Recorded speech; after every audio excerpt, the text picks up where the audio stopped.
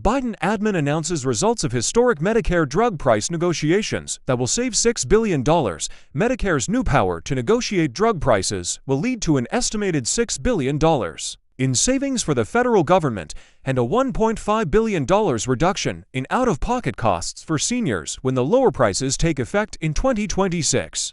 The Biden administration announced Thursday. The negotiation program, which was authorized by the 2022 Inflation Reduction Act, has been a central talking point of the White House's efforts to lower Americans' cost of living, including for prescription medications, after inflation skyrocketed during President Joe Biden's term.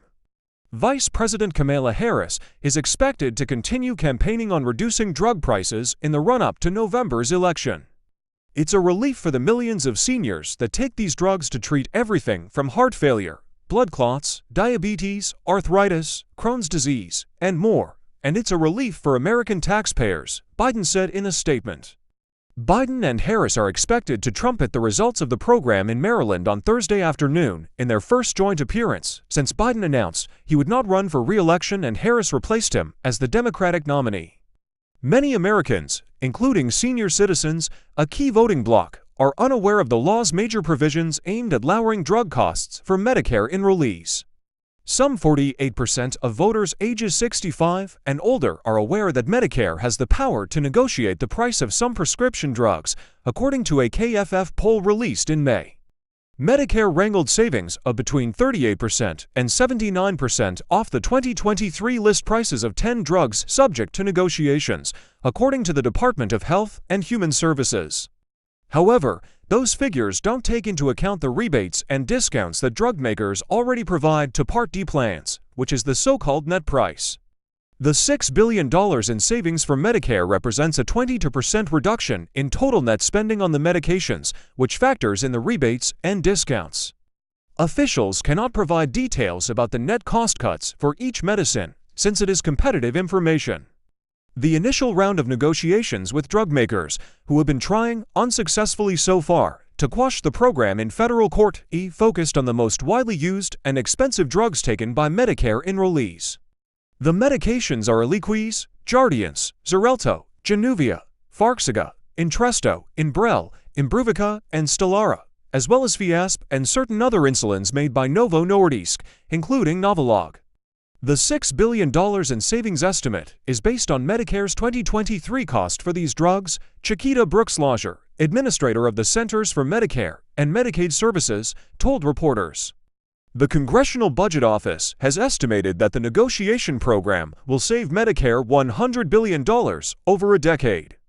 Many of the millions of Medicare enrollees who take the drugs subject to negotiation will see savings at the pharmacy counter, though it will depend on their Medicare Part D drug coverage, said Spencer Perlman, Director of Healthcare Research at Veda Partners, a policy consulting firm for institutional investors. For many, medication costs are typically based on drugs list prices before the rebates and discounts to the Part D plans, and those prices will be lower due to the program. However, the benefit for enrollees will be muted by another provision of the Inflation Reduction Act, a $2,000 annual cap on out-of-pocket costs in Part D plans, which goes into effect in January. That will limit patients' exposure to high drug expenses.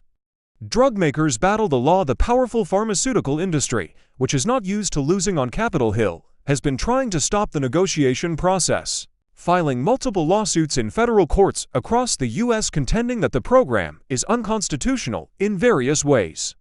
Several have said they were essentially forced to participate or otherwise face steep penalties or withdrawal from the Medicare and Medicaid markets. But just last week, a federal district court judge in Ohio dismissed one of the challenges, marking the 7th loss in the legal battle by drug makers and their allies. Although the drug manufacturers have repeatedly said that price negotiations will hurt their businesses and reduce innovation, several have indicated in recent earnings calls that the impact will be more muted. Now that we have seen the final price, we're increasingly confident in our ability to navigate the impact of IRA on Eliquis, said Chris Borner, CEO of Bristol Myers Squibb, adding, "I want to continue to emphasize that we firmly oppose government price setting under IRA. While in the short term this might be manageable on our first set of drugs, in the long run, this policy is really not good for innovation or good for patients in the United States," said Vasan Narasimhan, CEO of Novartis, which makes the heart failure drug Entresto. The other manufacturers with drugs in the initial negotiations include Merck, Johnson & Johnson's Janssen division, Novo Nordisk, and AstraZeneca, among others. Drug makers are more concerned about the future rounds of negotiations, which will involve a larger number of drugs, some of which may not already come with hefty rebates, experts said. It's much more of we've now opened Pandora's box of price negotiations, and will this spill over to the commercial markets?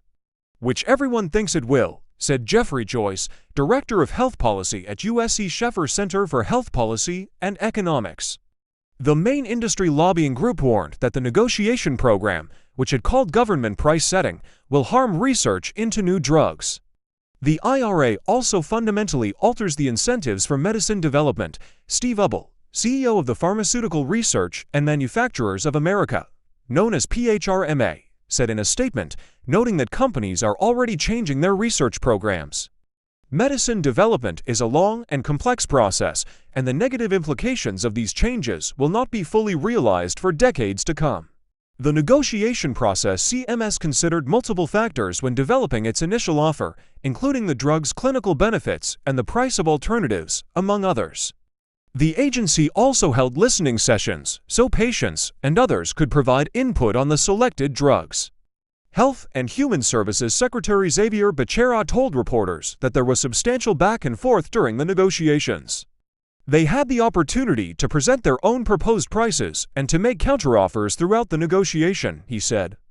After substantial back and forth, either we accepted an offer or a company accepted our offer. After this initial round, Medicare can negotiate prices on another 15 drugs for 2027 and again for 2028.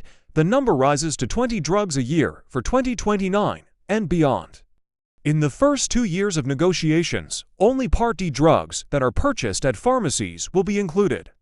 Medicare will add Part B drugs, which are administered by doctors, to the mix for 2028. CMS will announce the names of the drugs in the next round by February 1st. The negotiated prices will take effect in 2027.